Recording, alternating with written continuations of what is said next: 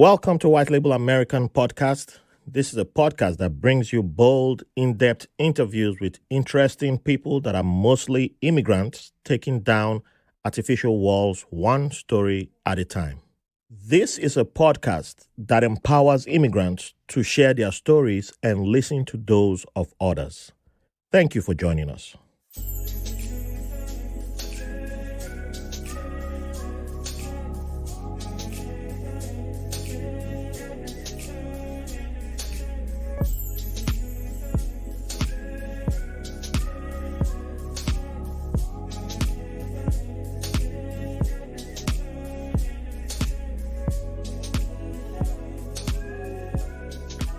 Welcome to another episode of White Label American. I'm your host, Raphael Harry, and I'm happy that you all are here.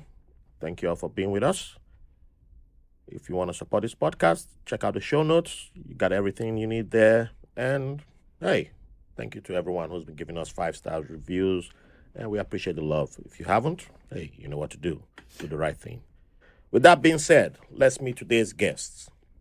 I am honored to have two of my neighbors that for some reason we didn't connect all this time. Well, there's a good reason for I have one excuse, but thanks to the power of volunteering, I have today's guests in the studio with me. So shout out to volunteering. And I have two distinguished people with me. First time I have people from the country that they were born in. So another yay, because I've been trying to get people, if you're a long-time listener, you know that my dream is to have at least one person from every country on earth.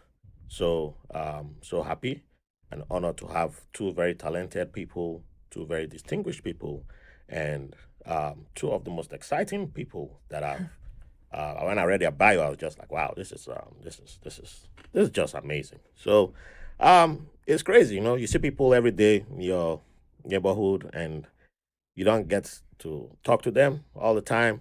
And, sometimes you're like, man, maybe I should say something, maybe I shouldn't, but I don't know. But, sometimes maybe just start with good morning because you don't know what will come out from that. So I'm guilty of that sometimes. I know some of you might not believe that because I do a podcast and some of you have met me in real life. Well, like, you can talk. So, yeah, but I'm glad that they agreed to come on the podcast and they're here today. So without saying too much, I'm honored to have with me Genevieve and Chris Teo, right? Yeah. Spot on. Thank you for having us. Hey, thanks for coming in. Thank you. Such a great honor to have you guys here. I love having people from the neighborhood. It's like it's both small and big at the same time. Yeah. So it's really beautiful to have you guys here. I'm saving your bio. I could have touched on your bio already, but the audience they'll get to know more about you guys. The more we'll keep diving into your stories. Well, let's go straight into your origins. So let's go to the very beginning. What are the meaning of your names, and is there a story behind you coming to bear those names? Yes, my name is Genevieve. But I'm going to tell you my full name. Okay. Since you asked an interesting question, so that I can tell you more about the meaning of the name. Please do. So my full name is Genevieve Teo, and then I have like an English, a very rough English translation of what is my Mandarin name. So my Mandarin name is, I'm going to say it, Xue Wen. Okay. But in English, it's very poorly translated to Xue Wen, which often gets mistranslated and corrupted into something else. But I can see that. But the Chinese name Xue Wen actually means it's made of two characters, and one is called rainbow. Xue is snow, and Wen is rainbow. So my Chinese name actually means snow and rainbow. Wow. And my name Genevieve, it's a Christian name, and my parents gave that to me, and it means pure and white. So strangely, maybe they were trying to find some relation between the snow part and, Teo, it's a very common Cantonese surname. It's made up of the characters wood and soil. So lots of nature references in my name. So that's what my name means. Right, that's beautiful. Thank you. Wow, I like that. I just I've heard of there's a very popular Nigerian actress in Hollywood, Genevieve Unaji, and I think that was the person who popularized the name Genevieve. Right. So just like wow, I never realized the meaning of Genevieve. Yeah, I've never met any other Genevieves here in New York City. I really Genevieve is not a name that you come across every now and then. So it's a name that stands out. Yeah. Yeah. What about you, Chris? Well, I'm also Asian or Chinese by descent, Singaporean Chinese. So my full name is Chris Teo Kok Liang.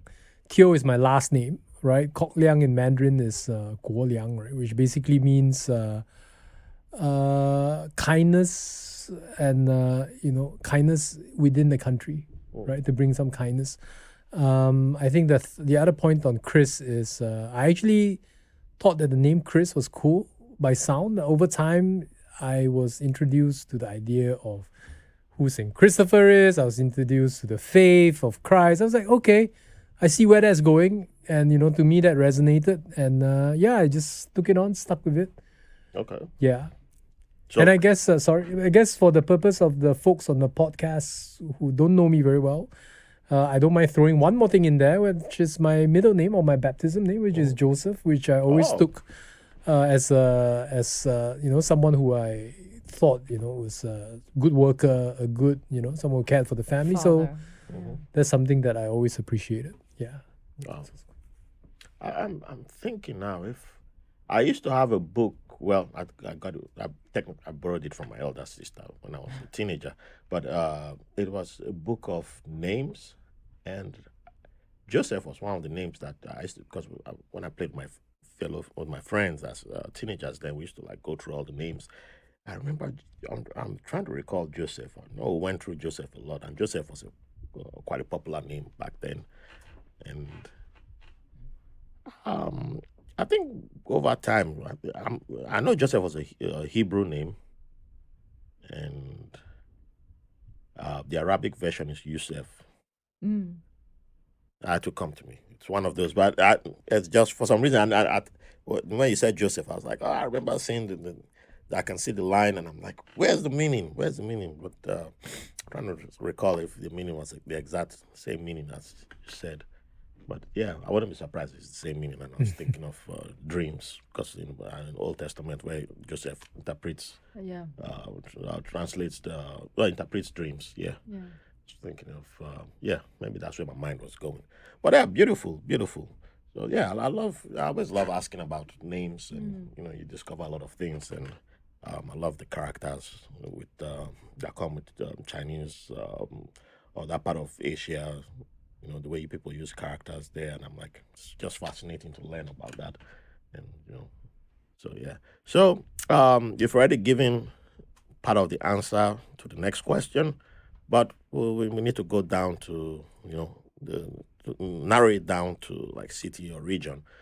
For those of us who are not too familiar with the question, with that part of the world. So, place of birth. Can you introduce us to your place of birth and what childhood was like for you? Well, I think Chris will go first. Yeah. Jen went first. We've been pointing at each other. But Singapore is, there's no state, right? It's quite funny. It's actually quite a joke every time I fill up the form, and then it's like city, Singapore, country, Singapore. It's a very small country. It's unlike US where there are multiple states, right? And multiple neighborhoods. So growing up was a very humble setting. I grew up in a very small flat, right? It's a public housing development. It's a bit different from the public housing here, where 80% of the population actually live in public housing, which basically just means that it is somewhat subsidized. Okay. The government has a policy to help get folks with a roof over their head as far as possible, so that there is no homeless situation, or at least it's not rampant, for a safe space for people to live. So I grew up in a humble setting. My dad was a fireman. My mom did some odd jobs. Sometimes she would help at factories. Sometimes she helped clean homes. And I had no siblings. I still have no siblings. So I grew up with my own devices, looking after myself. I went through school, and I lived in a relatively humble neighborhood. So is that why Singapore is referred to as a city-state? Yeah, Okay. you are correct. Okay. Because I've heard that reference before. Excuse me. So when how do you guys describe neighborhoods? Like, did you have, like, since you don't have cities or regions, it's just like one big Singapore. Do you have like where we have Park Slope in Brooklyn, Greenwood, and all these places? Do you have something like that in Singapore? Yeah, we do have. We have various neighborhoods. Obviously, those neighborhoods are much smaller in the area. So I grew up in a neighborhood called Toa Payoh, and I believe Jen grew up in a neighborhood called. I grew up. It's a little bit of a longer answer. So when my parents gave birth to me, they themselves lived in a really tiny home. So they wanted the best for me. So when I was born, they sent me to go live with my grandmother.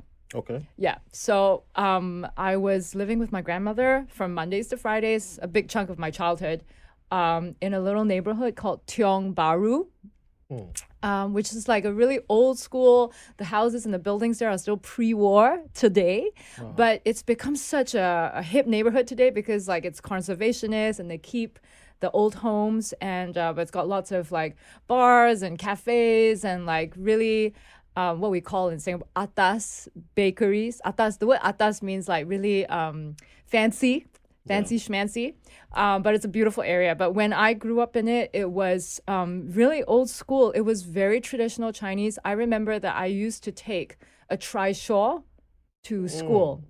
So like my school was just like a 10-minute walk. But my granddad would pay 20 cents in those days, which is about 40 years ago. I'm not hiding anything. He would pay 20 cents to a trishaw. I'm not sure if you call it trishaw or rickshaw. A rickshaw. It's basically a man or a person pulling like a seat on wheels. Yeah, have you seen them like different countries have a variation of yeah. that. So I remember that really clearly because like you don't see things like that anymore today in modern Singapore. Wow. And then on weekends I would sometimes spend time with my parents, little place, and then eventually when I was 5 or 6, they finally could afford to buy a family home, and it was an apartment in a neighborhood called Marine Parade or Siglap. Like it's around the east coast of Singapore. It's sort of between those two neighborhoods that I mentioned. But it was along the east coast of Singapore, which is like what I find a beautiful neighborhood. It's by the sea. There's a long stretch of beach on it, and it's also got like a really chill.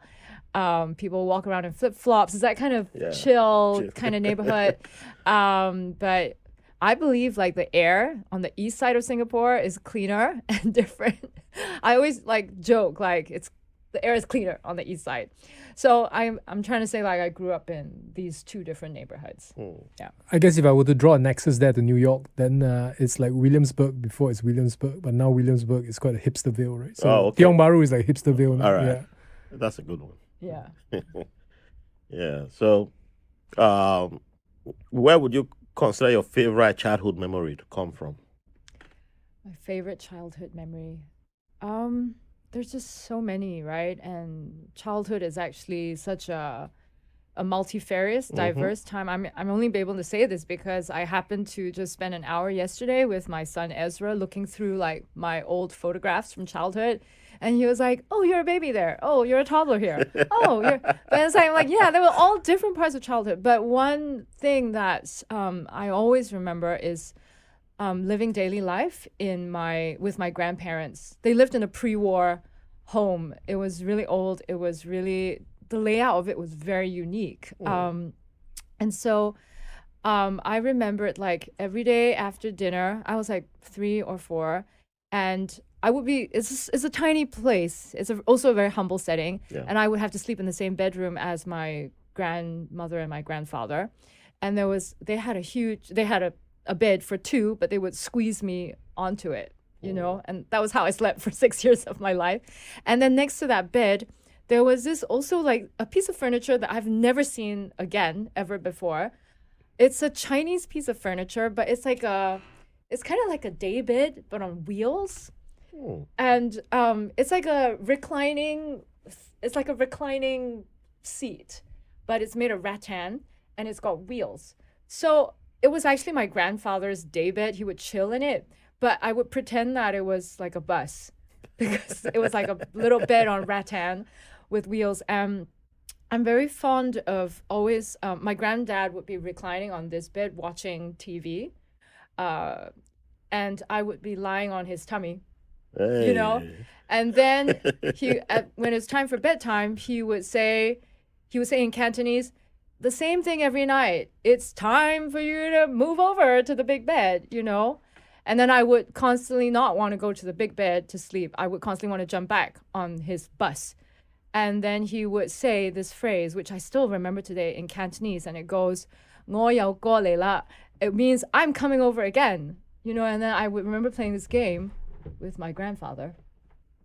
Wow.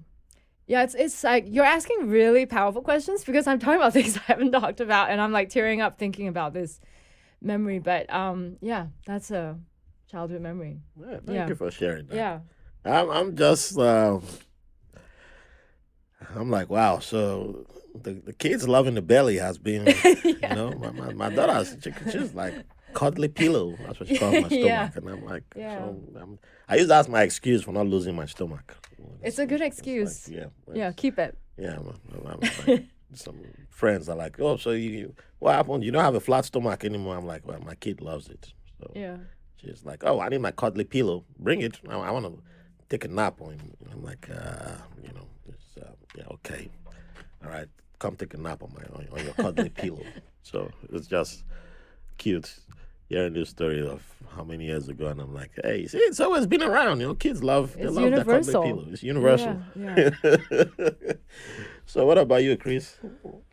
I think the one that really left the deepest impression in me is just sitting at the kitchen table and eating the food that my mom has prepared for me growing up, right? No matter what mischief I could have been up to, or what nonsense, or how much I've drove her up the wall, or been rude, or been unkind, she never fails to provide that same plate of rice with a serving of whatever protein and whatever fiber on the table.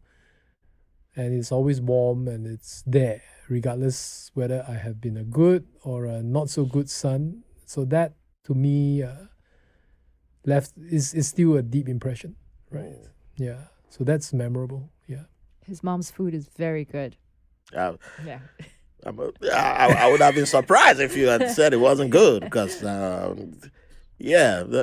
someone, a previous guest, I think that was, if I'm not mistaken, episode 27, had mentioned how when she came into the house, and she was born in Nigeria, in Lagos, and her mom was cooking, the aroma was like an aroma of love whenever the mom was cooking, and it felt welcoming.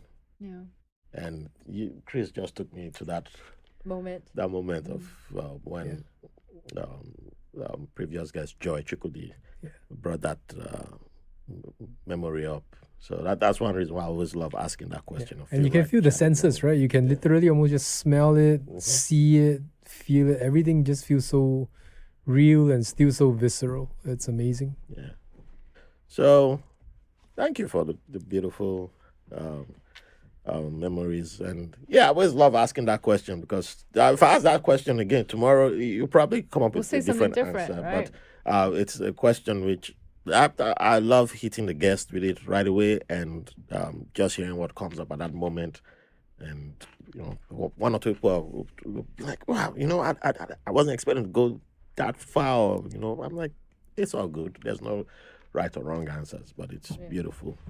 So, still staying with you, back during with your younger selves,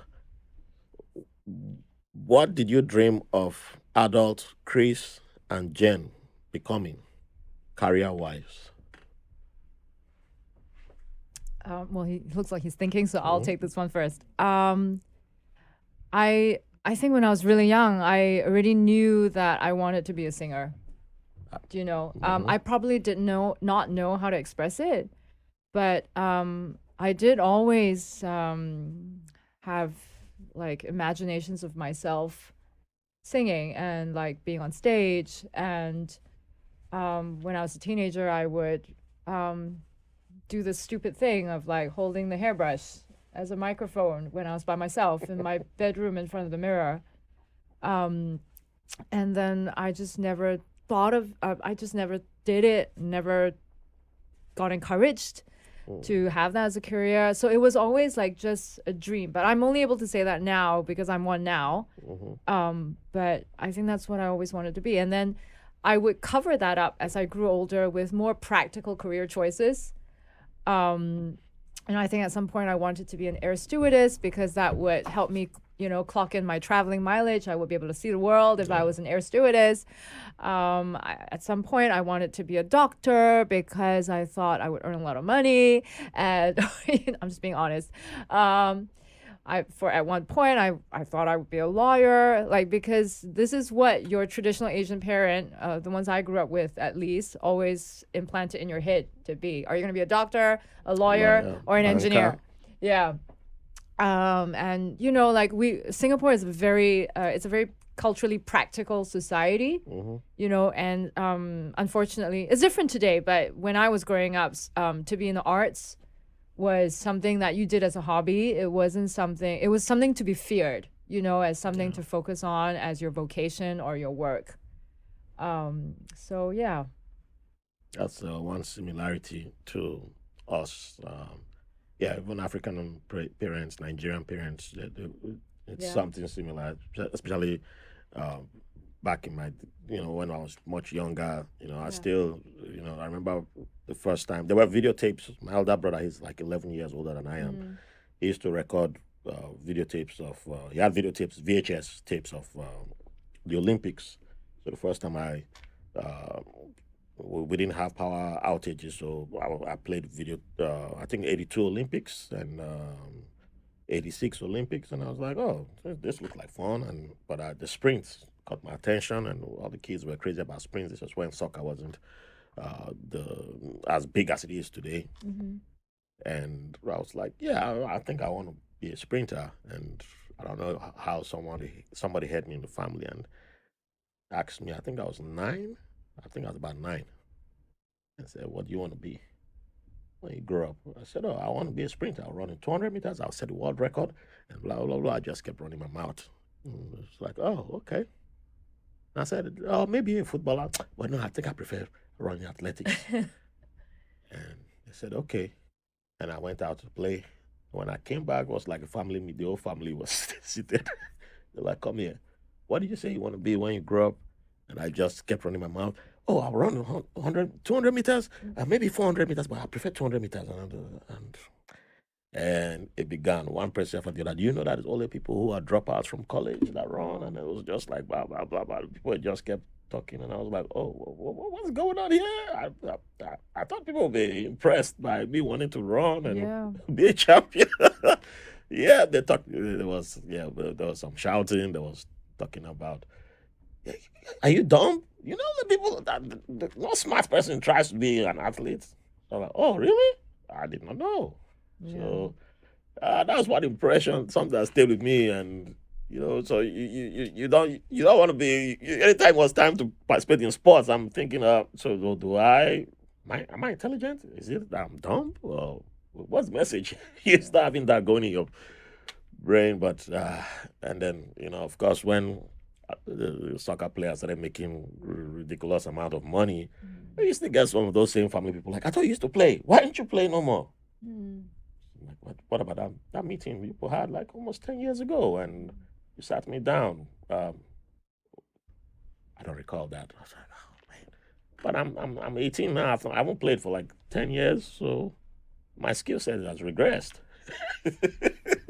So, but that boy bought a car. He was your friend. I'm like, yeah, So it was just funny seeing how that changed and over time because people started making money and it's like, okay, now we accept. I'm like, that's not how it doesn't just change like that. So, even with comics and stuff like that, yes, it was just like, if you, it was only one career path, only like the banking, engineering, law, and you be a lawyer. What's the other one? Banking, engineering, lawyer. There's one I'm forgetting, but yeah, you either went that route or what are you talking about? What is wrong with this kid? So yeah, that's why I'm glad for that younger people today have more choices and more options available. Because I saw it in real time happen to a lot of family members back then. Yeah. So what about you, Chris? Well, I guess different seasons, different things appealed to me. As much younger, I always wanted to be a fighter pilot. That was the Top Gun, Iron Eagle time period, right? Being stuck in a small cockpit, going at speed of sound is always quite an exciting proposition. So that didn't quite work out, obviously, because I ended up wearing spectacles. Then there was a time where I guess as I grew older, then we went through the phase of maybe I'll be a doctor, maybe I'll be a lawyer, maybe an engineer. So that also didn't quite work out because I messed up school time. And I don't know. If you ask me now, I'm happy doing what I'm doing. Sometimes I wonder whether it'd be a bit fun to be a politician as well, in addition to what I'm doing. I still harbor some ideas of potentially retiring with a part-time lecturing opportunity to just teach and share what I've learned over the years or discuss that at the postgraduate or graduate level. Yeah. Well, we'll come to what you're doing right now. But you know what? To be honest, I think after reading your bio, either one, you'll be good for either one. Either as a politician or teaching. Because, I know many people, as soon as they hear the word politicians, some people start, but I'm like, politician is not a bad word. It's when you have bad faith actors, in there, then it becomes bad. And the more you allow bad faith actors being in those positions, then, we need good people in politics. We need good people doing the job. We need good people in government. So, but somebody with your background who's literally been through all phases of life, that's experience that we need. And we don't really have a lot of people when you look at all the governments around the world, there are really people with your type of CV. Yeah, and I think diversity matters, right? The ability to hear, understand, and appreciate people from all different backgrounds. I mean, let's be honest. I mean, the more a person irritates you or the more we are unable to understand, I think that doesn't reveal much about the other person. It actually reveals our own biases that we should be open to. Yeah, so that to me has always been a good thermometer or a checkpoint in terms of how I should perhaps adjust my perspective rather than expect the other person to adjust to my perspective. Yeah, beautiful. So I could continue with your teenage years, but there's a lot I want to cover. So one question before I jump forward. There was something that caught my attention from Chris's bio, which was distance learning. I remember seeing that phrase when there was a university that is set up in Nigeria. I don't know if that university is still around, but it was specifically for distance learning. And I was like, I don't have any interest in this. I don't care about this. So I never looked into how distance learning worked back then. And this was way before the online education was a thing. So now that we've been through this global pandemic, and I've also participated in online education, I was just curious. with you being someone who's been through distance learning, how does that compare with online education, in your opinion? I think it's an opportunity to at least get engaged in the subject matter. I think it boils down to the individual, how interested they are in what they're learning. Even if it is distance, face to face, if the person is really interested in the topic of the subject, he or she can just engage deeper. I really don't see that much of a difference. It's whether a person is open to engaging, a person is open to asking questions. So what is distance learning? Distance learning basically means night classes. We're not in the university itself. Okay. It will be provided by a third party. We still submit the same assignments. You will get mailed to the university, which is in Australia back then. Beyond that, honestly, maybe the discussions might be a bit less robust than being on campus. But beyond that, it is still coursework. I think things have shifted now with online learning where even though you're distant, you're still in the same virtual space where you can ask the lecturer a question off the cuff. Right? So back then in the distance learning time, we didn't have that opportunity. So you mail the work, like you literally write or type or whichever and mail it. That to the university, that's right. Mail, that's right. Wow. Yeah, and this is a bit different, right? I went through that phase because I was a police officer and I was trying to get my degree done while I was serving time as a police officer. And to me, when I had assignments, I could do them while I was at the police station when things are not so busy. So assuming I'm at the desk, I'm waiting for someone to come and report a crime. Singapore is very safe, right? Low crime doesn't mean no crime, but most times sitting there, if I have nothing to do, those are my times that I get to do my assignment, which is a blessing. And it was during that time where I've come to appreciate that actually life needs to be a bit more colorful, because there will be time when I get bored with police work. Then I say, you know what? It's time to focus on schoolwork. And when the time when I'm bored with schoolwork, then I say, you know what? It's time to focus on police work. So it allows you to pivot, right? And it keeps the mind a bit fresh and engaged. So that was something I come to appreciate in terms of multitasking. Wow. I guess now I'm beginning to see why I was never attracted to distance learning, because being in Nigeria then and being told that you have to, maybe I'm pretty sure somebody may have explained to me, and I'm just trying to picture my teenage self being told that, oh, you have to mail your schoolwork, and I'm like, mail? I don't trust the postal service. When is it going to arrive? Like right now, I have a package that I sent to my nieces and nephew in Nigeria. I sent it since March. Paid over $300. It still hasn't got. They're telling me that some of it may be damaged. So this is in 2023, and we're still having problems with the postal service. So you can imagine the first time I learned about distance learning was in early 2000s.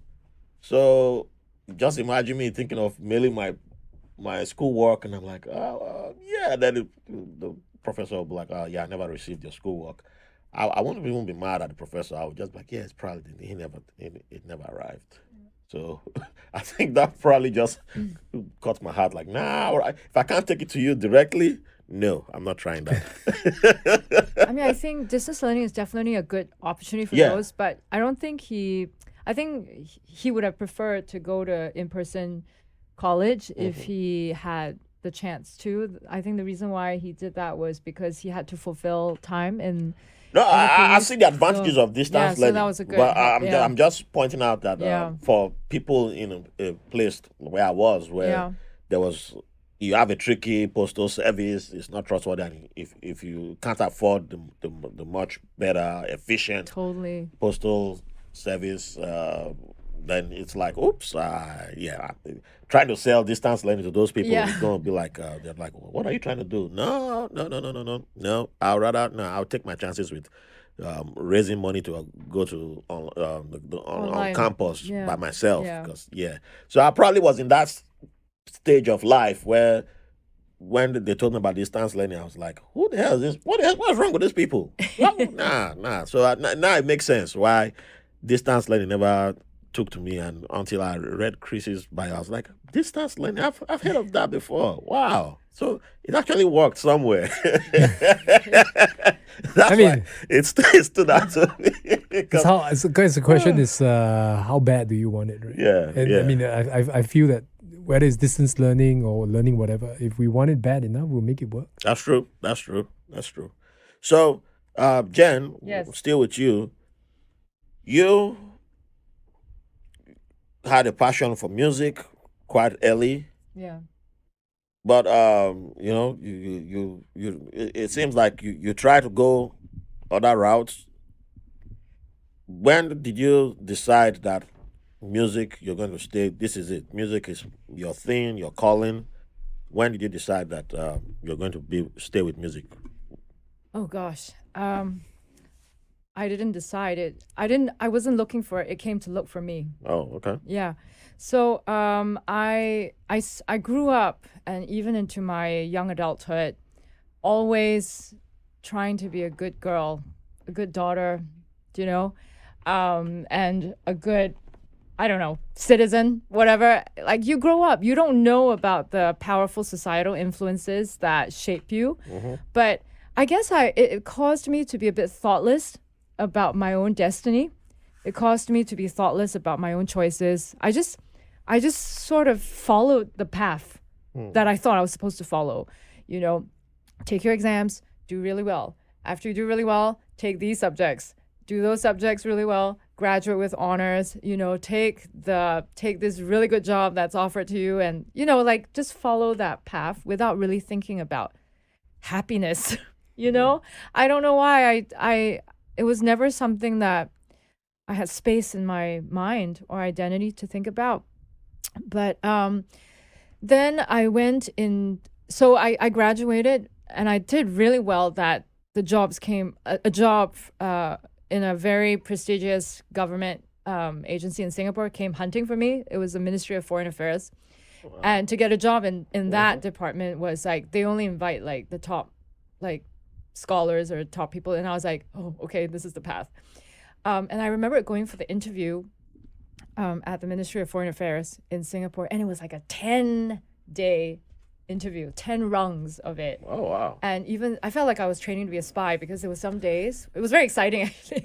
There were some days that it was a simulation kind of interview. They would simulate like an emergency diplomatic situation, and then you had to like see if you could like print out like a 10-page report on that, you know, in that simulation exercise. So I got all the way to the top of this interview process, and it was at the very last one where you got to meet the director, like the boss of that department who is going to manage you. And then they asked me one question. It was like the very last question. It's like, how much do you really want this job? And then after going through 10, like, they wouldn't have let you go on to the second if you didn't pass the first. So like, I seem to have shown myself that I wanted that job. But when that question was asked right at the very last, like, how much do you really want this? I said, I don't think this work would really speak to me. And I was very insecure at saying that, because I was like letting all this go. But then I couldn't be inauthentic to myself just at that last moment.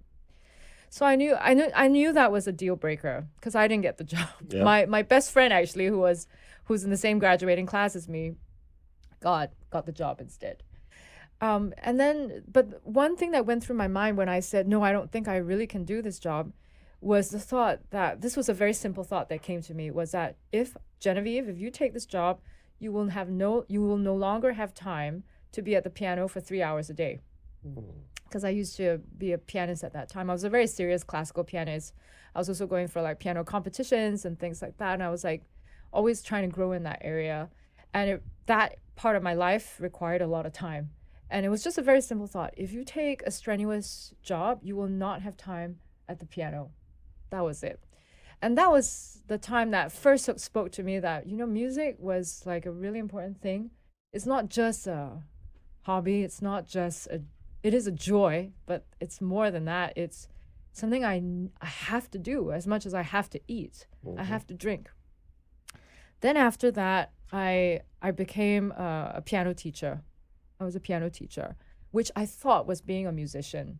But being a music teacher, I realized after that, did not mean that I was a musician. Right. And it took me a lot of years as a music teacher to realize that. I'm quite a slow learner. And during that time too, I had a really difficult time because, and a very troubled young adulthood because my father went bankrupt at that time. And then my parents divorced at that time. It was quite a crazy time of my life, and I was highly stressed, full of anxiety because of what was going on with my parents. And I was also very sad by what was going on. And eventually that difficult season took 10 years. And at the end of that, my father passed away from cancer. After my dad passed away, I just felt like this whole past 10 years of difficulty, from the bankruptcy, the divorce, all the trauma, family trauma, I finally could breathe from that. I was like, what have I been doing for these past 10 years? Just being so absorbed in my family's troubles. And so I was ready for what's now? What's new in my life? I felt like I've done nothing but go through challenge. And I was married at that time, and I had 2 young children. I was just suddenly injected into a season of openness into, I'm ready for something new. I'm ready for a new country. I'm ready for a new environment. I'm ready to find myself, whoever that is. And so we moved here to New York City in 2014. And when I moved here, I was just going to settle the family. I was just going to be taking care of my kids. Supporting my husband, who was the one who had a job opportunity here that led us here. And I had no idea what I was going to do. But after 1 year of settling here, I thought, I cannot keep visiting museums. I cannot go visiting the Statue of Liberty. I need a purpose. And so, you know what? I don't really have anything else to do. I think I'll take singing lessons. So I took singing lessons with this really famous voice coach in New York City, who's still the best, one of the top rated today. And I waited 6 months to get in lessons with him, but I started lessons with him, and then he really helped me to find my voice. And 1 year after that, he even told me I think you might be good at writing songs. And I said, no, I've never been, I could never do this. I'll never write a song. But I took his invitation to do so, and I wrote a song, and I never stopped. Oh. And up to today, I've written hundreds of songs, recorded, created many of them. And today, singing is my purpose. It is my artistry, my creativity. As I said, nothing has changed from that core, which I realized from day one about music. It's not just a hobby. It's not just a passion. It's a primal need. I have to sing. I have to make music. I have to make sound as much as I have to eat or sleep or drink. So that's a long but full answer. It's beautiful. To your question. Yeah, you jumped ahead into New York. I wasn't, but that's good. That's good. Everything's connected. Yeah, it's connected. It's connected. But that's beautiful. Wow, that's beautiful. So one last question before we officially arrive in America. Because I didn't realize that the answer to that question will connect to you. Will include you guys already being married and then your arrival in New York. So, how did you guys meet? Which version do you want? Well, I don't know. It's my first time getting a version, so. Chris, you can. Okay, wait. Let's do this because sometimes the guy's version might be different from the girl's version. So, you pick, Raphael. Yeah, you do it. All right, let me hear Chris's version first. And we have a judge in the audience, so we have somebody who can judge. Oh, he wasn't there when we met. Well, he's acting like he's not hearing, but he's gonna be like, I don't know if so he's gonna judge. But Well, I was working in the restaurant. We both worked in the restaurant because that was a time when I was quite passionate about cooking. I still am, actually. And I was working as a sous chef in an American restaurant called Dan Ryan's Chicago Grill. In Singapore. In Singapore, that's right. I was working the stations. Pretty little waitress came in, And I took notice. I think she took notice. I'm not sure whether she took notice. I'm sure she did, right? Not many good-looking Asian cooks around these days. But anyway, sorry, you know what? I take that back. But but I would just say that I'm probably one of the few. All right. And then of course, she has a story of her love for music. But I always say that she's not telling you that deep down, we kind of also were in a band together. I was singing, and I always tease her about how that's where the passion for music was, the seed was planted, and that's how we met. We met in a restaurant. I was, in her words, loud and crude and rude, but actually I was just being,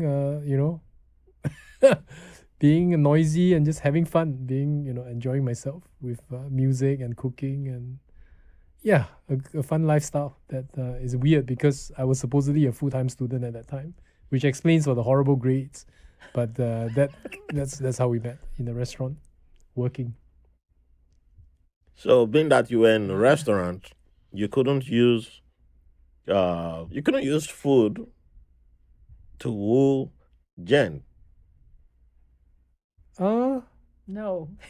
Yeah, it's got to be my good looks. I keep saying. No, all right. Yeah, so it's got to be that. Okay. Nothing else. So Jen, what's your version? I mean, I don't think we disagree. I just think that as husband and wife, we remember different details and we amplify different things that mean different things to us. But we did meet in a restaurant. He was a cook and I was a waitress. And but then we didn't really date while we were working at the restaurant. Actually, while we were at the restaurant, I became really good friends with another waiter. Mm-hmm. And really good friends with another waiter. And then this waiter was actually the drummer of his band. Oh, you had a band too? Yeah. Well, wow, this man. And then, so this drummer, had told him like, oh, this Genevieve plays keyboards. Maybe you could ask her to join the band. So this drummer and Chris asked me to join their band. Wow, so music also played a role. So actually, when we were in the band, we were doing band life together. We had a few gigs together. We rehearsed together. I was actually kind of interested in the drummer. It was complicated. He was Muslim as well. So there was always this in Singapore, it's like if you date a Muslim, you're always thinking like, okay, so like if I ever go long term with this guy, I'll eventually have to convert to being Muslim, and it was complicated. Mm-hmm. So it was always like at a weird place, that friendship, relationship, whatever. But eventually the complicated nature of that told me to just let that go. And I was just at this point in my life where I was like, I'm just done. I'm done with dating. I'm done with men. I just want to have and I told you, I was like, going through like stuff in my family. I was like, I don't want like a complicated life with men. So and that freed me up, actually. It freed me up to know people and, because then you stop being awkward with people of the opposite sex and you stop being like think, okay, does he like me? And then you have to be careful what you say. So I became very free as being myself with him. I think that to me is something I really remember. I was in a really good space to be myself with him. And he was the first person, like after I had made that decision, And so that enabled us to hang out. And I really didn't think about anything else romantic when we hung out. And we spent a lot of time, I was laughing, talking. I could really enjoy his company because I didn't have to feel awkward. Oh. And then one day, everything changed from that comfortable, casual connection because we just went out for a meal. I never thought it was a date, right? It was like, I was just hanging out with my buddy Chris. And and then we go for a meal at a hawker center at East Coast Park. And then we take a nice walk by the beach after that. This is not romantic. This is not a date. But we end up sitting on quite a romantic spot, actually, like on a bench looking at the sea. You thought it was a date? I mean, look at it this way, right? You were by the sea. No, seriously, guys. Help me out here, right? Just two persons by the beach.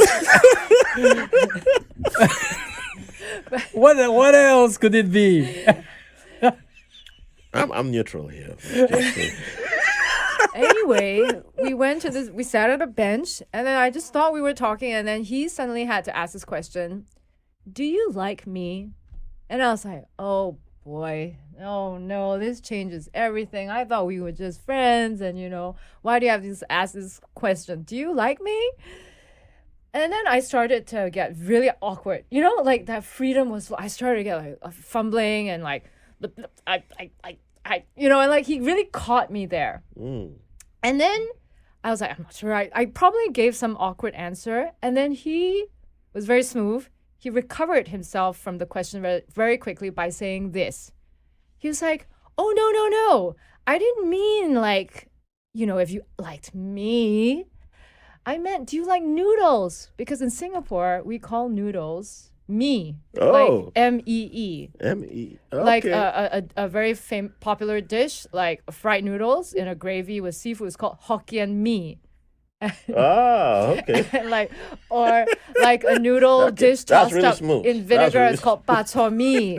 So I was like, oh my. Then I'm like, oh shoot, now I'm so embarrassed. Now I got like, I had to spill over into my emotions and all this but and then I didn't talk to him for 2 weeks because I was like, this person just embarrassed me totally. But then I called him up after that and I was like, you know what, this connection is too precious to lose. It's me. So that's when we really started dating. And then he said he loved me about 2 weeks after that. And I said, I love you too. Oh. It's two of us at the beach. I'm almost in tears. It's not allergy. It's real tears. That was beautiful. That's now I have to use that line when I get home. Do you like me? No. It's a bit late, no, Raphael. Hey, I still gotta try. That was really smooth. That was a good comeback there. That was. Oh my god. Yeah. I learned something new there. Do you like me? Well, yeah, that's awesome. That was a beautiful story. I really love that. And they're not different versions, though. Well, yeah, that has to be one of the best romantic how you met that I've gotten on the podcast. Okay. So that's me. I'm just gonna walk into the house and be like, "Do you like me?" But my daughter will interject, and I'm like, "Maybe I don't." Because now I have a kid now who's like at that point where she has to troll me all the time. Right. I'm like, that wasn't you I was talking to. I was talking to your mama. Like, nah, I can't take that back. But that was just, that was yeah. But respect to you, Chris. Respect to you. I respect your game. That was a good game there. So, you guys now take the step of moving to New York. And that has to do with now, Chris. You've graduated. You've you're no longer a police officer, right? Yep. And now you've made another career change. But before I even go that far, because I wasn't aware that you were in a band. So what instrument did you play? Oh, I was a singer. Oh, no, I wasn't expecting that. All the surprises. Wait a minute, because you were the singer. Yeah, huh? And then, wow, okay. So do you still sing? In the bathroom all the time. When I'm taking a shower.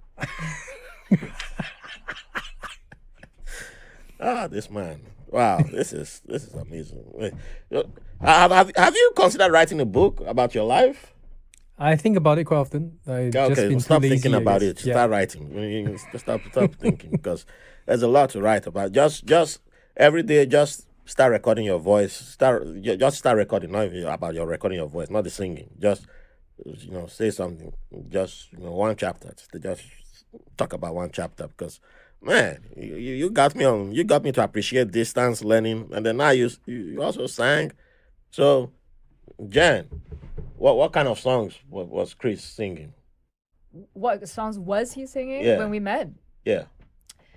I think they wrote some original songs. Oh. Yeah, and then I think we did covers. I think I don't know. I remember very often at several gigs. I think we played like Lenny Kravitz, Beatles. We always did Mustang Sally. I don't know why, but yeah, those kinds of stuff. Did he have long hair? Longer than this, yes, a little bit longer. Oh, yeah, because I was just picturing him as a rock star. I still am, no? Oh, no, you Don't are. I look like one now? You do. Sitting in this podcast studio. Well, that's why you're in the middle. That's why you got the center of attention. Oh, you guys rock, man. You guys rock. So, all right, let's come to America. So, why did you decide to accept a job in and why New York City? Why did you? Yeah, what made you take a chance moving to United States, New York City, and not somewhere like London, not somewhere like Frankfurt or LA? What made New York City your choice? It was always either New York or London. And they both appealed to me because they were massive financial hubs. Mm-hmm. And I just love the idea of using money to make more money and using money to make more money, right? And how investments flow, funds flow, and it creates opportunities. In the right hands, it creates more jobs, it creates more economic growth, progress, and opportunities for all. And that's always appealed to me. And I always thought that, dealing with the media here is very different from dealing with the media in different countries. So I said, like, yeah, let's do it. Let's move to New York because it's Wall Street, right? This is where commerce, the world, I mean, a good part of commerce spins. And I don't think we can find any deeper capital markets than in the US. And when the bank had an opening, I said, let's do it. I mean, it wasn't, they couldn't think twice. But it's funny, right? But if I were to ask that question of myself a few years back in the police, it was always London. Yeah. But I guess as life will have it, New York became a more viable opportunity. Yeah. Yeah. All right. So you both arrive, and you don't just arrive with yourselves. You bring your kids with you. So what was the first New York moment that you guys had after moving to New York? Oh my gosh. Do you have one or should I go? I think it's quite funny. Obviously, we're jet lagged because the time zone is 12 hours difference. So for me, the New York moment, which we didn't fully appreciate, was living in living in an apartment where we could just see the Empire State Building right outside our window. And every evening the colors would change. We didn't realize how significant or how prime that real estate was, to be honest. Back then, we just thought of it as like, oh, okay, it's just another This was a apartment. temporary 1 month thing. Yeah, but I think that was quite a New York experience. Eating at the restaurant where Anthony Bourdain used to work in, Les Halles, was an absolute experience. Because having read the book, it just felt like, right? The madness, the craziness, this is where it's at. Yeah. So that for me was quite quintessential, at least on the first couple of days. I think the New York moment for me is the same, but once again, I had a different, I amplified different speaking words about it. So it was like we were jet lagged, we were tired, we were a bit I was emotionally overwhelmed at having left family, left the home. And like this was a new change, and I was in that 1 month temporary hotel apartment that we were putting up at, and the windows looked out at as he said, the Empire State Building, and it was 8 p.m. and it was all dark, and the Empire State Building was all lit up and it was so beautiful, but I just thought, I'm here in this room, I'm not out there. And there were more reasons for that because our kids were young, so they had to go to bed early. Yeah. And actually that defined my life actually for many, many years, even though I lived here. I'm like in such an exciting city. But number one, I'm a full-time mother. I couldn't go out as much, like at nighttime to enjoy the nightlife. And number two, I had no friends. You know, you don't go out and I miss it. Made me miss my friends and my family. So, and this is the New York for me, right? This is the New York that's been so good to me, that gives me the space to grow away from my familiar environment, away from my family. But it's also that which I lack. New York gave me the space to be away, but New York is also what prevents me from having what I really need. Right? So like that scene of me like sitting at the window looking at the Empire State Building, the New York that many people come to experience, I actually don't really get to experience much. I'm always looking at it from my home window. Does that make sense? It does. Yeah. It does. It makes a lot of sense. I mean, to 'Cause this, yeah. You as an adult, you have kids, so the responsibility is different, and it changes. I think a lot of us, like when I arrived in New York, I was by myself. Yeah. So, I wasn't thinking about a lot of things. So, someone could call me and say, "Hey, come with me in the city. Let's hang out." Or come with me in Queens. Let's hang out. I'm like, okay. When? In like 1 hour's time. Oh, I'm tired, but all right. I just rinse my face and jump, put on clothes, and I'm out. Yeah. Now you hit me up like, "Hey, I'm visiting New York." I'm like, "Oh, you here today?" Well, why didn't you give me like 1 month's notice? Like, I thought that last time I was here like 7, 8 years ago. I said, "Yeah, that was it. Yeah, that was a long time." But what do you want me to do? I thought we can just hang out for drinks. Like, what, you want me to come out in 1 hour's time? Nah, not happening. Well, it was nice to hear that you're in town. See you next time you come around. Give me a heads up, like at least 2 weeks notice, so I can move around. It's not the same. Yeah. It's not the same anymore. So I can imagine someone brand new arriving with kids, and you don't get to. It's not the same experience. Yeah. For you, and and even with me being by myself, I still felt that loneliness a lot too, because there were times when it was just me at home, and there were things that I could have done, but I didn't know where to look, how to look, and it would take me time before I realized, I could have done this, I could have done that. But that's in hindsight. That's when I started realizing, this is what I could have or should have done. So then you're now telling someone with a family, get yourself out there. Nah, it's not. You have to be realistic about how you throw such advice. What's my phone doing? My phone's busy. Google trying to. Let me throw my phone away. This phone, Google's listening to too much stuff. I don't know. Hopefully, it's not calling somebody. Yeah. So yeah, I relate to that a lot. So still sticking to something like you brought up, Jen, and to you, Chris.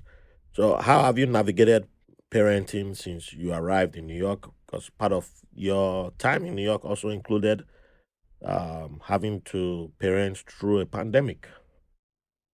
So how have you dealt with parenting? Raising kids. You brought your kids here from Singapore, and you had to acclimatize to New York. So you both acclimatizing to New York, America, and then also raising your kids in the environment, and then you get to deal with a pandemic too. Oh boy. This is a big question. I think parenting by far is the toughest Yeah. ultra marathon I've ever done. Mm. And it never ends, right? Yep. And I don't know. I guess the experiences for both of them are quite different. So just for context, my older son, or our older son now is 17. He's finishing up high school. Our youngest boy is 13. Journeying with both of them have been a wonderful experience. I mean, in hindsight, I wouldn't have changed it for anything, like moving here. But that said, America, or at least in this case, New York, does offer a very different experience for them growing up. And there are certain experiences that relate to them and they can connect with. We can't really understand because we didn't grow up here. So when they share such experiences, it can either be very relatable or it could be very alienating, right? I guess ultimately it takes for me, it's just trying to be patient and just maybe he just needs a space to speak. So, I mean, let's just list out one example, right? I mean, we had dinner maybe a couple of nights back, and then the conversation landed to a space on whether or not there should be free healthcare for all. To me, it's just like, okay, it's been a long day at work. I really don't want to talk about this, to be honest, because you can take it down politics, which, again, I don't want to talk about. You can take me down into the moral bit, which I'm like, oh, it's a bit heavy. My brain is dead. I'm not sure whether I would be the best advisor on this topic. It's just interesting, right? Yeah, their experience growing up. And as a teenager, sometimes you want to share a perspective which you feel is right, but you don't really see everything. I mean, at different age, we see different parts, right? We never see the full picture. Mm-hmm.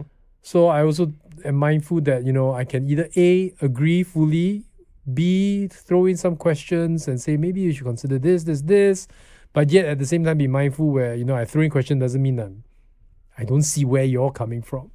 So parenting as an experience has been very tricky and to navigate, to be honest, these days, because of our values as a family and what they have been experiencing within the society, which we weren't born here, so we're not as familiar with how things are said or done. Yeah, I'm just gonna say, like, your question is, how do you deal? I don't know how to deal with it. Every day I'm still learning. I think the thing about having children, especially with the firstborn, is that every experience of the firstborn is also my first experience, He was the child that gave me the experience of putting the first diaper, the first step, and then now I'm having the first 17, like, no matter what goes That's a good way of looking at it. Yeah, and I will adopt that mindset. I needed that. Yeah. Yeah, and I'm not saying this to discourage anyone from being a parent. It's a rich journey. You are cultivating, you are influencing, you are taking care of another life.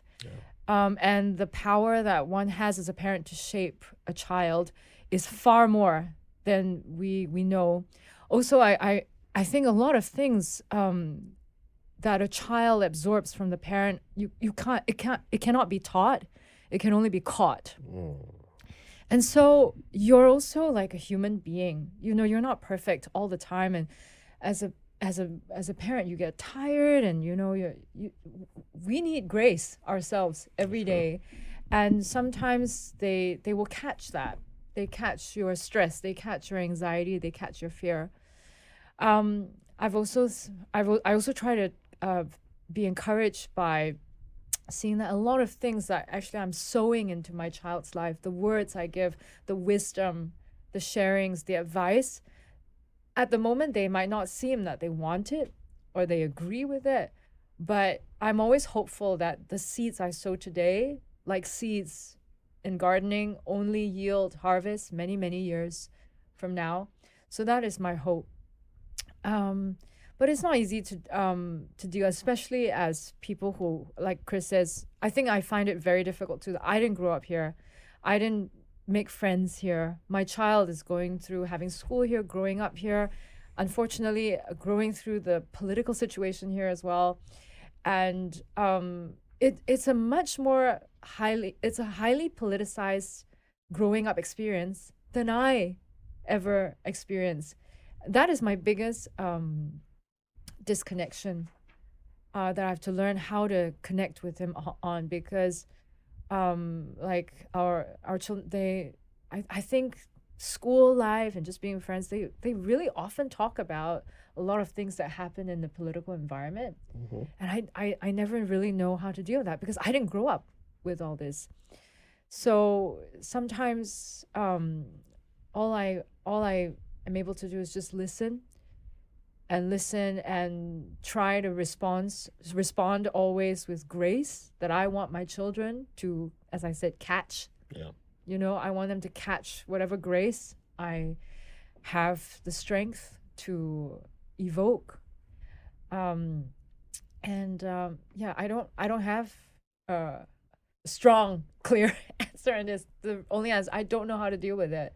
I'm also just learning and dealing with grace. But I also know that I just love them so much, and just hope that I might not understand how my love for them translates in daily actions, but I just know that the power of love is something that's transcend. It's not of me. It's transcendent of me, and as long as I'm a vessel for that, as long as I'm a vessel for love and grace, I myself have to believe in love and grace. Then hopefully that causes me to speak, to have actions that sow seeds into their lives now, which I cannot connect with sometimes, but just hope that that transcendent power of love and grace, of which I'm a vessel, will be caught. It's invisible, right? And you have no control over it. So you just have to surrender to that transcendent power of love and grace, and just be very, very encouraged by that every day. So you have the bond is already there, and you Yeah. know, even though it's invisible, but it's there. And Yeah. as far as you, like you said, grace, you're extending that grace, and you're listening, Yeah. and they know that you always listen. As far as you're willing to be an ear, that's I think that's a great starting point, Yeah. because you know, someone once told me that it's if the kids notice that you don't listen to them, there's someone else who will always listen. They will find someone who will Yeah. listen, and that's what we don't want Yeah. to happen. That they go start looking for someone who will listen, and because we understand how that can lead to something that we don't want to happen. That's right. So I appreciate you guys sharing that. So where do I go? Oh yes, there's I asked about your New York moment when you arrived, but I haven't asked about how about your favorite New York moment so far since you've been in New York. Chris. Oh, there's so many. Oh yeah, that's why I had to throw that question. There's so many, and I think the beauty of it is there are moments that are seemingly ordinary, right? I used to run quite a lot. Running across the Brooklyn Bridge on the way from home to work when the sun is rising is quite magical, actually. When the sun rises and it just glistens off the East River, I don't know, it's just amazing. The whole place just feels like there's a huge orange hue that covers the environment, and you see the same folks, whether they're trying to catch a fish, and then you just turn one corner and then you see a cherry blossom tree in full bloom. It's just... Wait, did that inspire Jen's Brooklyn Bridge song?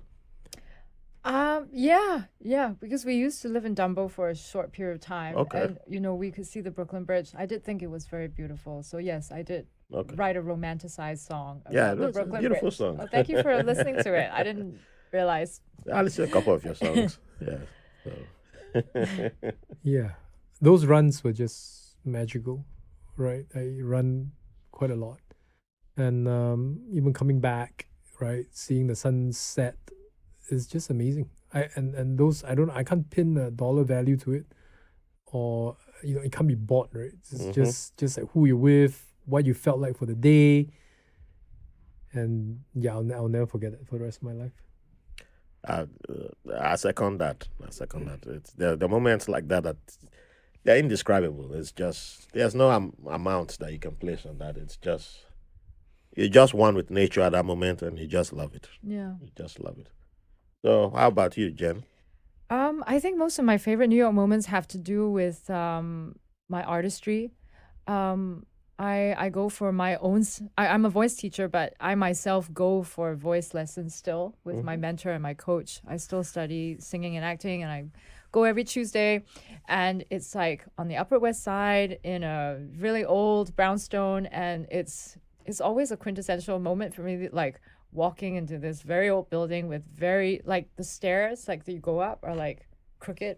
Oh. You always feel like you're falling off. It's super old and like it's rickety and it's creaking, and then you go all the way up and I sit on that bench waiting for my lesson to start, and then there's usually another student inside before me, and that person is just singing, and sometimes it's opera, sometimes it's a rock student, sometimes it's a Peruvian pop singer, But every time when I'm sitting outside that bench waiting for like 10 minutes, I listen to how good the singer is. And then I myself go in and sing. And, like just this experience to me has become like, there's always good music. There's always creativity. There is always someone being encouraged to have a voice. And then you hear so many things. You hear opera, Peruvian pop, jazz, and, so that diversity of a soundscape, is a very favorite New York moment for me. Another one is the New York establishments that I've performed at sometimes can be the crummiest places. I performed a long time ago at the Bitter End. Janis Joplin, Bob Marley, even Lady Gaga, before she became Lady Gaga, performed there. And before, the first time I went, I was like, oh, this is a New York establishment. But you go there, and then the piano that you end up plonking on is like, it's so bad. It's like, it's pre-war. It's pre-war as well. And, the bathrooms smell, and like you can smell them as you're performing, and, but you're like, I'm in a New York establishment. So it's always like this mixture of, are you kidding me? And like mixed with some wonder and awe. It's like, wow, this is a New York establishment. Okay. Wow. Right? So, yeah, the broken but beautiful. Does that make sense? Broken but beautiful. That's it right there. Yeah, it's like the subway rat experience, right? Hey. I love my subways. So I think I'll stay with music for a little bit. So on this podcast, we consider everyone who comes on a dancer. And if you claim you don't dance, we'll stop recording and we'll kick you out. We'll kick you out of the studio right now. But with both of you, both of you can't deny that. But you can't even claim to say you don't dance. So you can't even deny it. So we need you to give us 3 artists that can keep you dancing for at least an hour. Now there's a caveat. You can't name the most popular artist. You can name the hottest artist right now. You can give us somebody from Singapore, or all 3 can be from Singapore if you want to. I don't think I have any Singaporean artists on my playlist. So that's the one way I get artists from all over the world when people, start giving me artists. So my playlist keeps getting larger and larger. So, So at least 3 artists that can keep you dancing for an hour. So who goes first? An hour is a long time. Hey, I have faith in you. You're a rock star, so I know you can do it. I think Jamiroquai has got to be up there. Jamiroquai, you're the first person to mention that. I'm Jamiroquai. He was big in the 90s. Yes, that's right. Yeah. Is he still alive? Does he still sing? I'm sure he does. Okay. I'm sure he does. I don't think I've heard anything from him. Yeah. Wow. I think Chemical Brothers, should we do that? Is that right? I mean, you think about dance music, right? So okay. But I think if we go a bit folk, I guess, the Lumineers would be something that would keep me moving for quite a while. I'm okay with that. Are they from Singapore? No. No. Oh, are you looking for Singapore dance? You gotta give me something. Give me one from Singapore at least.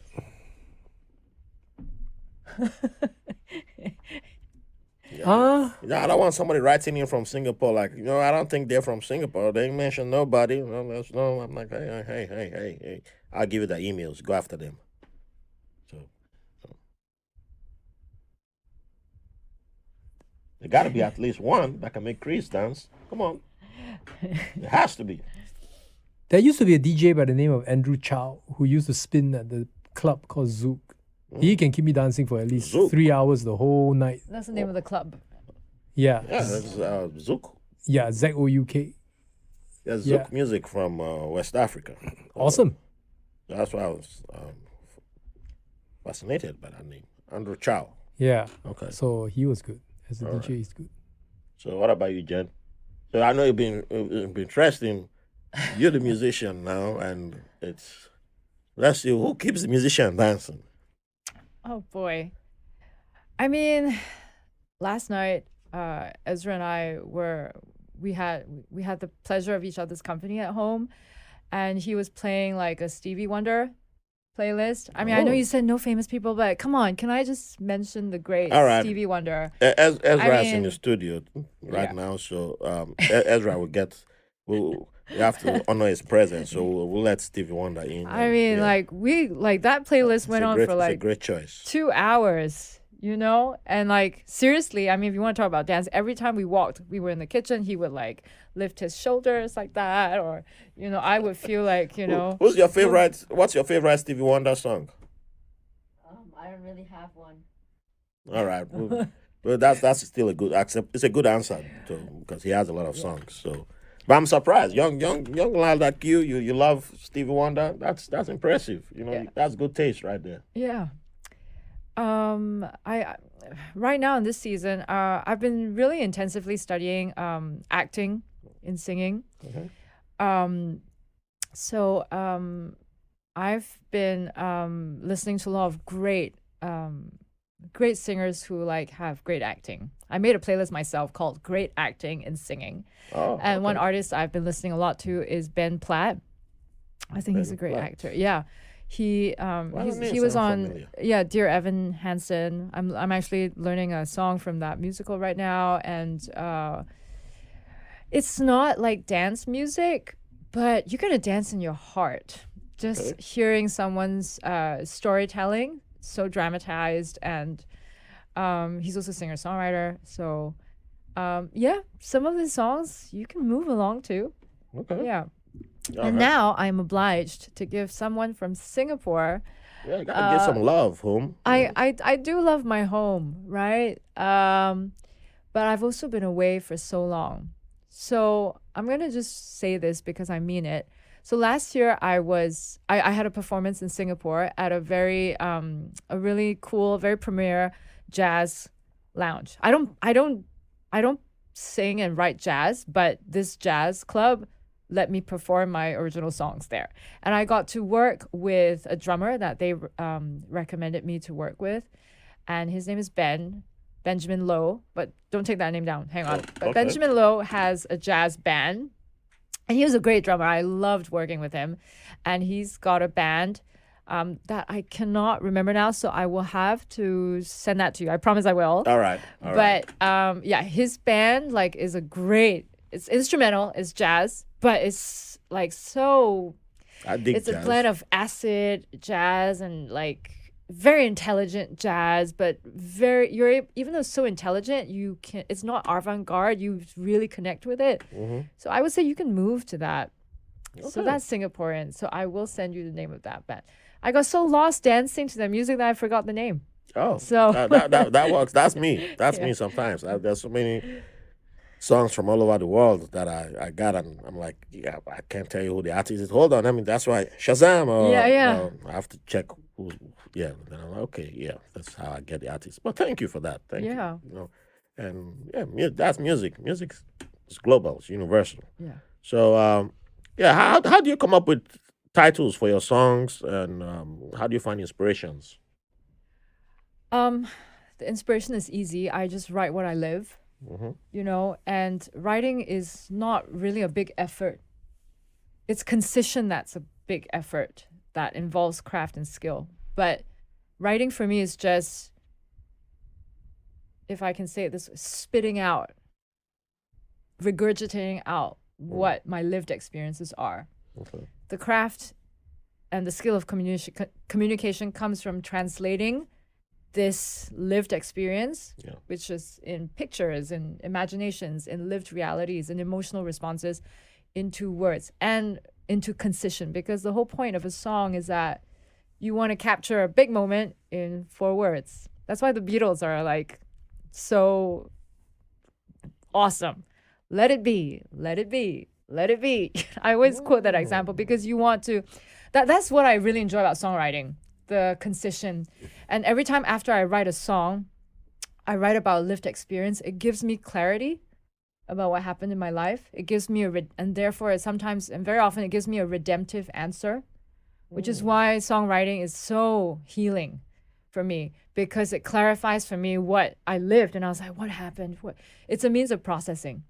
So the inspiration is very simple. It's just I just have a need to say something, and many times in real life you don't often find people who are really that interested in hearing about what goes on with your heart. And anyway, you're too confused yourself to bother someone else with you pouring out everything. So it's so relieving to pour it out into a song that you can write. Wow. So that's inspiration. It's not really, like I said, like singing and song, it's not even, I mean, inspiration is a great word, but it's a primal need. I need to do it as much as I need to eat and sleep. As for the, how do I come up with my song titles? It's easy, like if you have a song and it's about your own lived experience, this is what it's about. So I'll just say what it's about. I have not been shy to just have super long. Like I think the longest song title I've ever had was "This is what love was supposed to be." That's my love, because that's what the song is about. Me trying to process, this is what love was supposed to be, but it didn't turn out to be that way, right? So like, and then I have other short titles, like I've one called "Run Your Race," because the song is really about running your race. It's about not caring what other people think, taking the high road. Mm-hmm. If you keep looking to the left and the right, you are going to lose your race because you're more concerned about what other people are doing than what you need to do to stay on your path. Yeah. So run your race. So my song titles just really tend to be like just saying it as it is. Wow, that's beautiful. Thank you for that again. You're welcome. So, wow, I need to start wrapping up. But one thing I need to know: when are we gonna get Chris back on the mic singing? There any plans for that? Not yet. I can give you a good speech though. No, now you give speeches. Yeah, I'm changing, right? You asked me to be a politician, no? Well, that's true. That's true. So I'm just going with your flow. All right. Yeah, that's true. But now I just want to hear you singing too. I mean, that works too. I mean, you give a speech and then you sing a song. Or I can sing the speech. Like sing the speech too. I mean, the crowd gonna love that. Oh man, I really appreciate you guys, man. Thank you for coming. Thanks for having us. Thank you. Podcast. We appreciate you. So, You're a podcast master. Oh man, thank you. So, final question: What would you like to leave the audience with? Oh wait, I forgot to ask one question. I'm trying to jump to the final question. I didn't ever ask you guys about food. Since we have a chef here, I gotta ask you guys your go-to New York cuisine. Favorite cuisine to eat in New York? What's that? Boy. Bagels. Bagels? Bagels with whitefish. Yeah. Whoa. Bagels with whitefish? Yeah. Huh. Josh loves that, apparently. Come on, man. You guys been to Bagel Hole? There we go. Oh. 7th Avenue. Okay. Boom. Oh, yeah. It's got good It's also skin. a New York It's got a good bite. establishment. Yeah. Okay. Yeah. Well, I haven't been there personally, but I've eaten their bagel. Put it that way. It's good stuff. Yeah. So what about you, Jen? Oh man. This is like a really tough, because I just eat. I mean, what you feel like eating is different every day. Yeah, but that's why I love asking tough questions. So I think Vietnamese food here. I'm a Vietnamese, Singapore that's girl, okay, which means I'm an Asian girl, which means I have a Southeast Asian Don't worry, appetite. you won't be judged for saying. Yeah, so I love Vietnamese food too. When I need comfort, which is all the time in food, I would always crave for my Asian flavors. So I love Vietnamese food here. In fact, when I'm alone and I want to eat by myself, it would be digging into a bowl of hot pho. Yeah. And I'll be slurping that up by myself. I think Thai food here is also really good. See, I'm just going to say all the Asian ones. Good choices right there. Good choices. She knows her food. I mean, I have to say New York pizza is really good. I know it's like really, it's not a big deal to talk about pizza because pizza is like just we so don't judge common. that in this podcast. It's also good. But I think the Italians will have to forgive me. I think New York pizza is very, very good. It's like I've had some really good Italian pizza in Italy, but I'm not gonna say New York pizza is better than that, but I'm gonna say it can be just as good. Don't worry, if any And very Italian good. is pissed off, Yeah. you can buy my merch and set it on fire. That's Yeah. fine. We'll accept that too. But yeah, New York pizza number one. They know. Yeah. They know. All right. So, final question: what would you like to leave the audience with? It's your freestyle moment. The ball's in your court. Who will go first?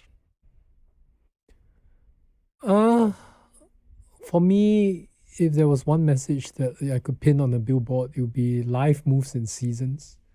What's right for the individual now or wrong for the individual now or may not fit for the individual now, things might change in the next season.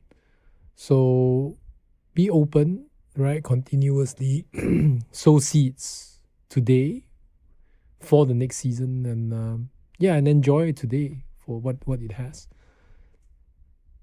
See, he's ready for office. Ready to run for office. I said it. Yeah. All right, Jen. What do I want to leave the audience with? I just want to leave them hopefully with encouragement. I think, like in any complex city, I think there are a lot of people here who generally are happy, but I also see and meet a lot of people who have it really hard. It's a great city to live in, but it's also a challenging city to live in. I'm not sure if you know this, but we're actually moving from this. I think this is a fitting time to say we're moving from New York City next month to go home to Singapore. And don't worry, I'll get you guys after you settle in. distance we'll podcast. We'll do a distance recording podcast. Yeah. But I think a lot of people in the city need encouragement. And I want to encourage that there are a lot of things right now that people want to say, but they're not sure how to say it because it's a confusing time. And I think a lot of people they don't know this, but they've lost a sense of what truth is, lost a sense of what's right, what's wrong, what's best for me, what's best for my family. Is it to do what society is flowing towards? And I just want to encourage people who are having a hard time in this confusion to remember one of the core values of this society was that you are free. You're free. And you are free to think. You're free to question, and you're free to say what's from your heart. And I hope that encourages people. Yeah. All Not right. be confused. Thank you again. Yeah. And please let the audience know how they can get in touch with you if they want to connect. So plug yourselves in. I don't know, what do people do? They usually give their emails or Up to you. What are you comfortable? Oh, yeah. I'll give you an email address. Check out the show notes for more information. Yeah, I'll put stuff in the show Yeah. notes. I have a website. I'm also on Spotify, and you can look for my details there as well. And but my website is just www.genevievetomusic.com. That's it. All right, and everything will be in the show notes. Yeah. And yes, thank you all for listening in. Don't forget to give us 5 stars. Appreciate the love, support. Join us on Patreon for more bonus content. And yes, see you at the next episode. See you next week. Thank you. Thanks for listening to White Label American. If you enjoyed the show, please give a 5-star review on your favorite podcast app. You can follow the show on all social media platforms. Visit the White Label American website for links for donations, episodes, feedback, guests, merch, and newsletter. Don't forget to download the free White Label American app on the Google Play Store and Apple coming soon. Thank you for the privilege of your company.